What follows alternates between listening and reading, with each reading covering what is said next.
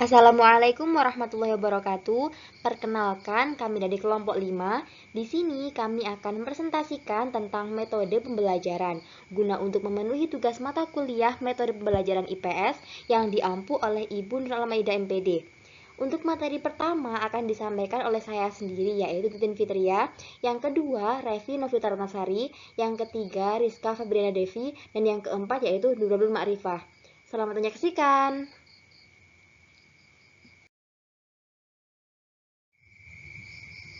Langsung saja kita masuk pada pembahasan yang pertama, yaitu macam-macam metode pembelajaran.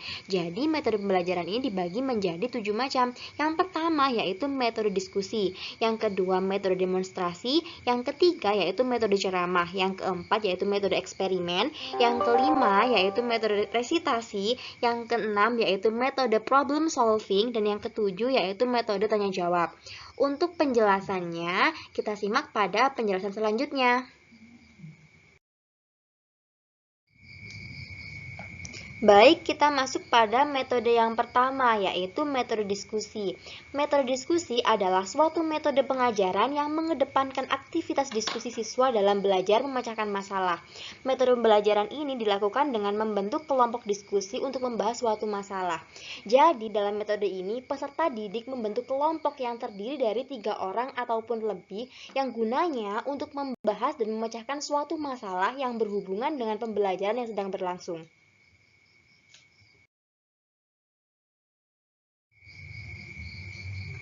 Untuk selanjutnya yaitu ciri-ciri metode diskusi. Ciri yang pertama yaitu terdiri dari beberapa orang. Jadi biasanya dalam diskusi ini terdiri dari 3 orang ataupun lebih. Ciri yang kedua yaitu ada masalah dalam mencari solusi. Jadi diskusi ini dilakukan karena adanya suatu masalah yang perlu dibahas bersama. Yang ketiga yaitu memiliki proses bertukar pendapat ataupun informasi. Jadi dalam diskusi peserta didik saling menukarkan pendapat dan informasinya guna untuk mendapatkan jawaban atas masalah yang sedang dibahas. Ciri yang keempat yaitu beberapa menjadi pemimpin. Jadi dalam diskusi biasanya ditentukan siapa yang akan menjadi ketua yang bertugas untuk memimpin diskusi dan yang lainnya akan menjadi anggota. Untuk ciri yang kelima yaitu hasilkan solusi alternatif untuk masalah yang sedang dibahas. Jadi hasil akhir dari diskusi ini adalah solusi ataupun jawaban dari masalah yang sedang dibahas.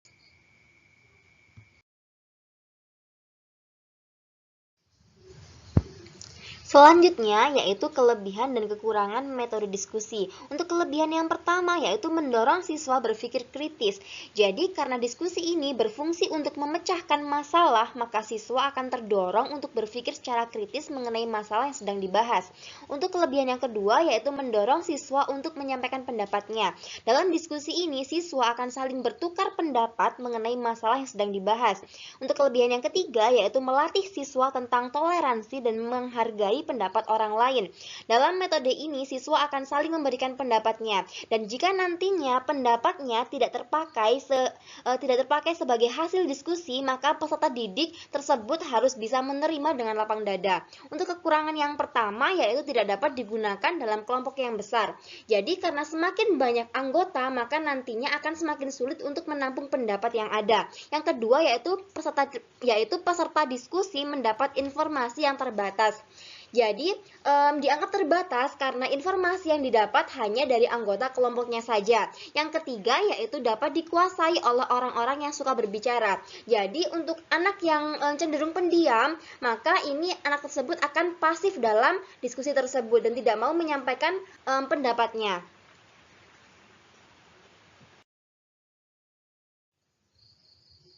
Selanjutnya, kita akan membahas metode yang kedua, yaitu metode demonstrasi, yaitu metode mengajar dengan cara memperagakan barang, kejadian, aturan, dan urutan melakukan suatu kegiatan, baik secara langsung maupun melalui penggunaan media pengajaran yang relevan dengan pokok bahasan materi yang sedang disajikan. Jadi, peserta didik akan memperagakan secara langsung tentang materi yang sedang dibahas. Misalnya, materi tentang mengukur skala peta, maka siswa akan praktek secara langsung dengan media yang sesuai. Untuk ciri-ciri metode demonstrasi yaitu sebagai berikut. Yang pertama yaitu guru melakukan percobaan, yaitu guru memberikan contoh terlebih dahulu kepada siswa sebelum siswa melakukan percobaan sendiri. Untuk yang kedua yaitu bertujuan agar siswa mampu memahami cara mengatur atau menyusun sesuatu. Jadi dilakukan agar siswa lebih paham tentang materi yang dibahas. Untuk yang ketiga, yaitu bila siswa melakukan sendiri demonstrasi, mereka akan lebih berhasil, lebih mengerti dalam menggunakan suatu alat. Jadi siswa akan lebih mudah menangkap pemahaman karena dipraktekkan secara langsung. Untuk ciri yang keempat yaitu siswa dapat memilih dan memperbandingkan cara terbaik. Dengan mencoba beberapa cara, maka siswa dapat menemukan cara terbaik dalam melakukan pembelajaran.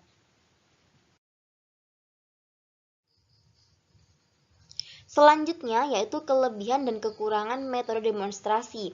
Kelebihan yang pertama yaitu membantu anak didik memahami dengan jelas jalannya suatu proses atau kerja suatu benda. Jadi karena dipraktekkan secara langsung maka akan lebih jelas peserta didik dalam memahami proses pembelajaran. Yang kedua yaitu memudahkan berbagai jenis penjelasan. Akan lebih mudah karena peserta didik nantinya akan berpikir secara konkret karena dipraktekkan secara langsung. Yang ketiga yaitu kesalahan-kesalahan yang terjadi dari hasil ceramah dapat diperbaiki dengan pengamatan dan contoh konkret dengan menghadirkan objek sebenarnya. Dengan melihat secara langsung mengenai materi yang sedang dibahas, maka peserta didik tidak akan berpikir secara abstrak lagi, tidak akan hanya mengangan-angan saja tentang materi yang sedang dibahas. Untuk kekurangannya, yang pertama yaitu anak didik terkadang sukar melihat dengan jelas benda yang akan dipertunjukkan. Jadi, apabila anak didik yang duduk di bangku paling belakang, maka akan sulit melihat demonstrasi teman maupun guru yang ada di depan. Untuk kekurangan yang kedua yaitu tidak semua benda dapat didemonstrasikan. Jadi lingkup metode demonstrasi ini lingkupnya terbatas. Yang ketiga yaitu sukar dimengerti apabila didemonstrasikan oleh guru yang kurang menguasai apa yang didemonstrasikan. Jadi apabila ini terjadi maka siswa tidak bisa menangkap pemahaman karena guru yang mendemonstrasikan tidak bisa memberikan penjelasan secara jelas. Mungkin hanya itu yang dapat saya sampaikan. Untuk kurang lebihnya saya mohon maaf. Untuk materi selanjutnya akan disampaikan oleh materi yang kedua. Terima kasih. Wassalamualaikum warahmatullahi wabarakatuh.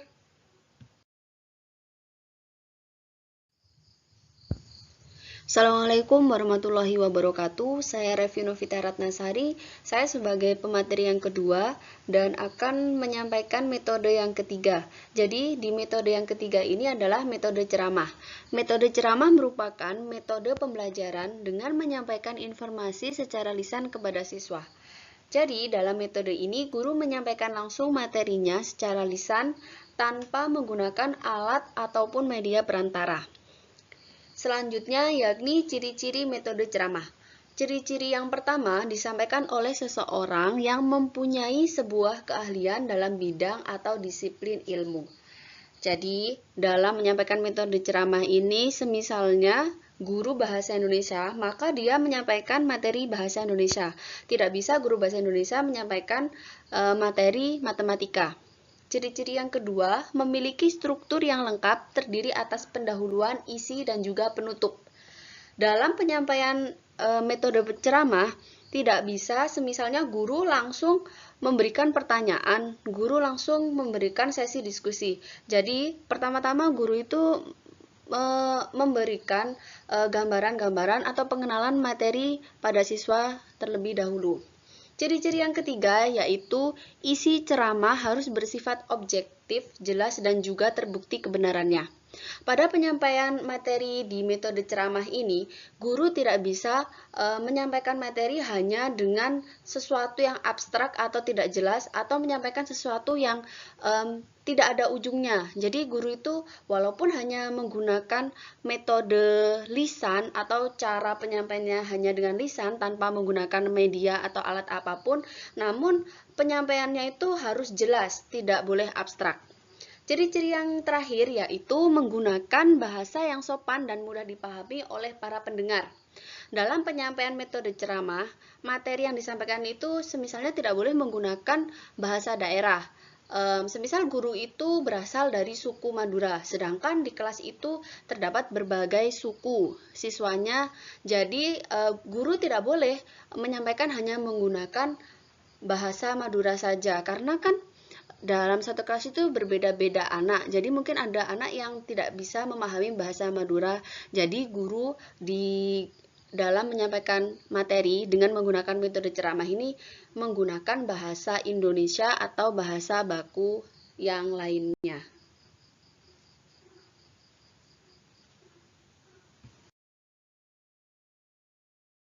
Selanjutnya, saya akan membahas tentang kelebihan dan kekurangan dari metode ceramah. Kelebihan metode ceramah. Yang pertama, tenaga pengajar bisa mengendalikan kelas sepenuhnya. Yang kedua, mendorong siswa agar berusaha melatih fokus. Yang ketiga, proses pembelajaran lebih mudah dilakukan.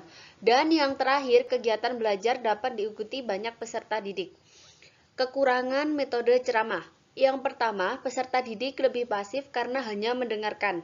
Yang kedua, kegiatan belajar mengajar cenderung membosankan. Dan yang terakhir, proses pengajaran lebih fokus pada pengertian kata-kata saja.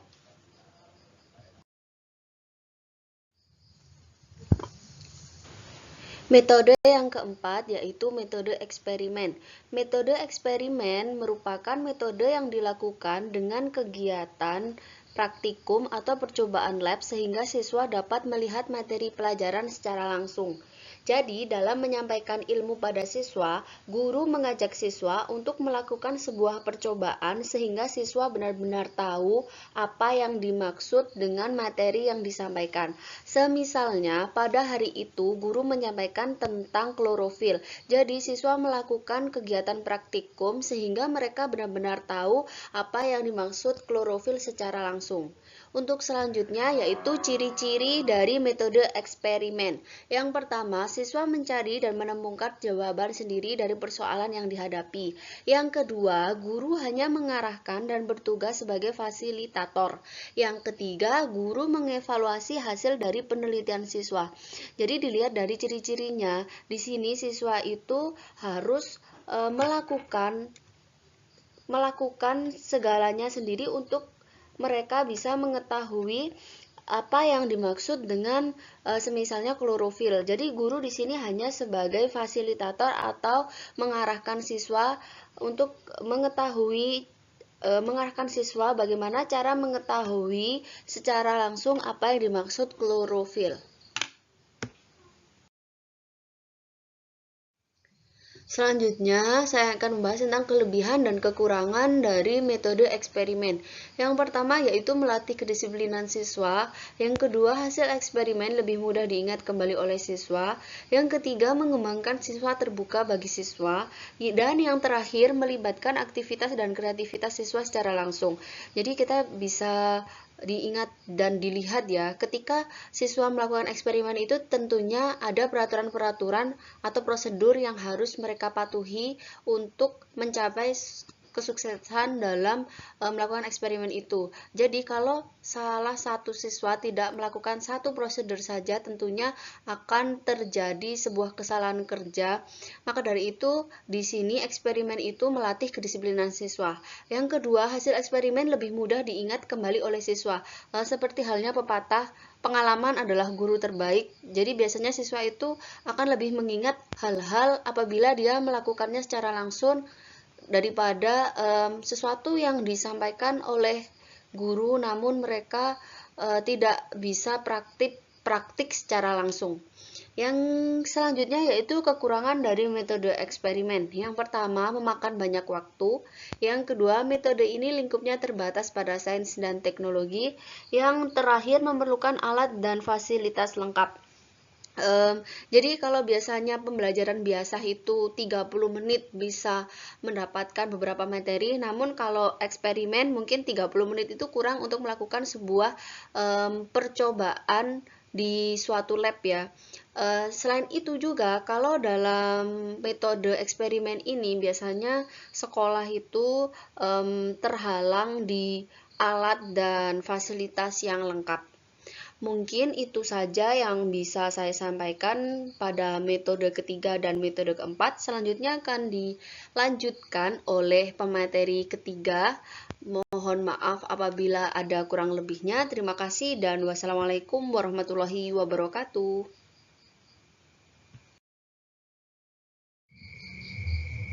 Assalamualaikum warahmatullahi wabarakatuh. Di sini saya Rizka Febriana Devi sebagai pemateri ketiga yang akan menjelaskan metode yang kelima, yaitu metode resitasi. Metode resitasi adalah metode pembelajaran yang menekankan pada pembacaan, pengulangan, pengujian, dan pemeriksaan atas diri sendiri melalui sejumlah tugas yang diberikan oleh guru kepada siswa di luar jam sekolah dalam rentang waktu tertentu. Ciri-ciri metode resitasi. Ciri yang pertama yaitu guru memberi tugas. Ciri yang kedua, peserta didik melaksanakan tugas. Ciri yang ketiga yaitu peserta didik mempertanggungjawabkan kepada pendidik apa yang telah dikerjakan. Ciri yang keempat yaitu merangsang peserta didik untuk lebih aktif dalam pembelajaran.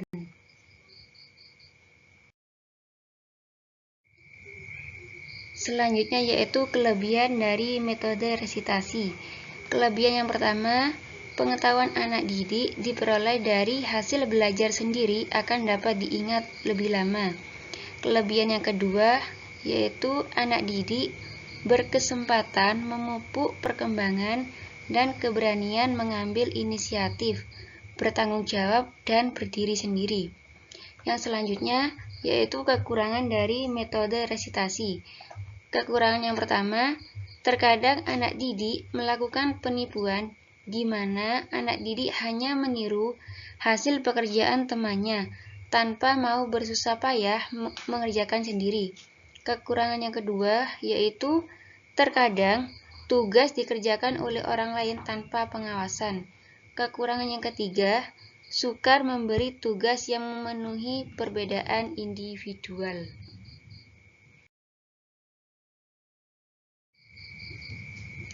Selanjutnya yaitu metode yang keenam, metode problem solving.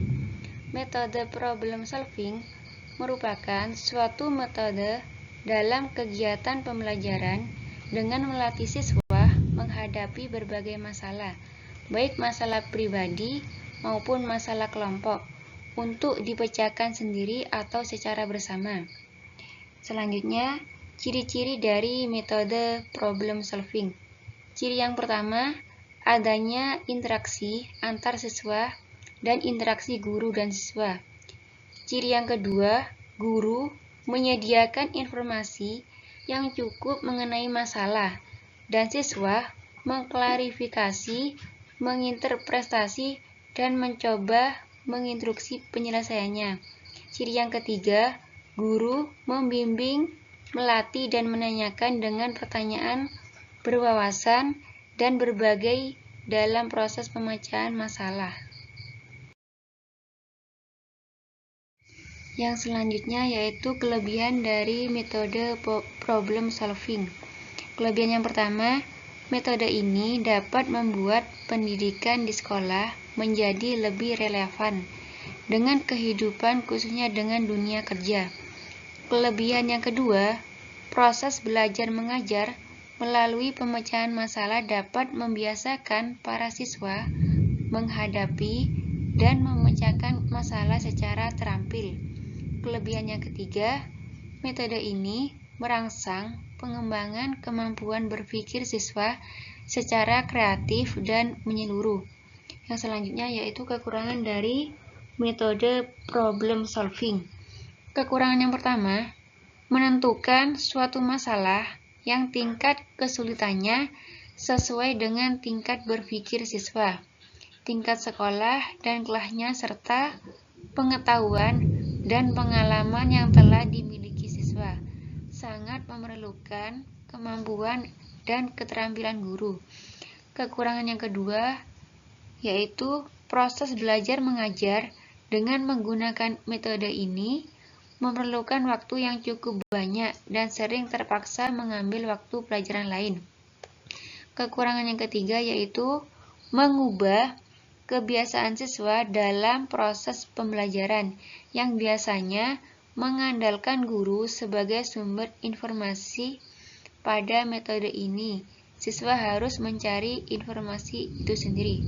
Mungkin hanya itu yang bisa saya sampaikan. Metode yang selanjutnya akan disampaikan oleh pemateri selanjutnya.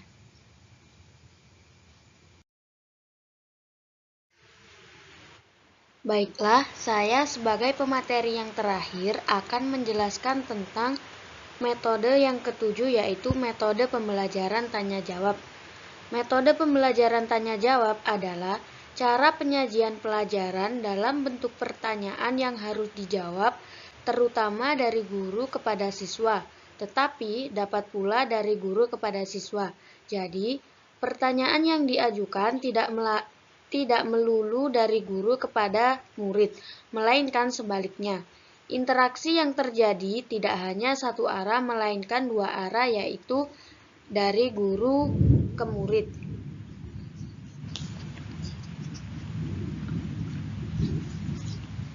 Ciri-ciri metode tanya jawab adalah yang pertama, pertanyaan muncul dari guru maupun siswa. Jadi, siswa maupun guru dapat mengajukan pertanyaan. Yang kedua, jawaban dapat berasal dari siswa maupun guru.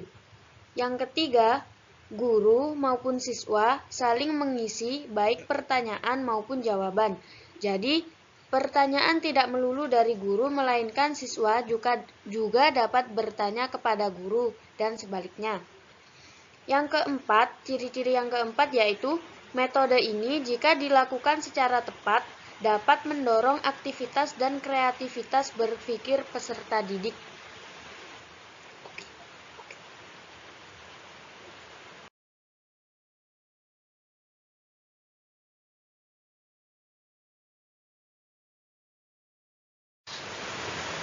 Masuk ke materi yang terakhir, yaitu solusi untuk mengatasi kelemahan metode pembelajaran.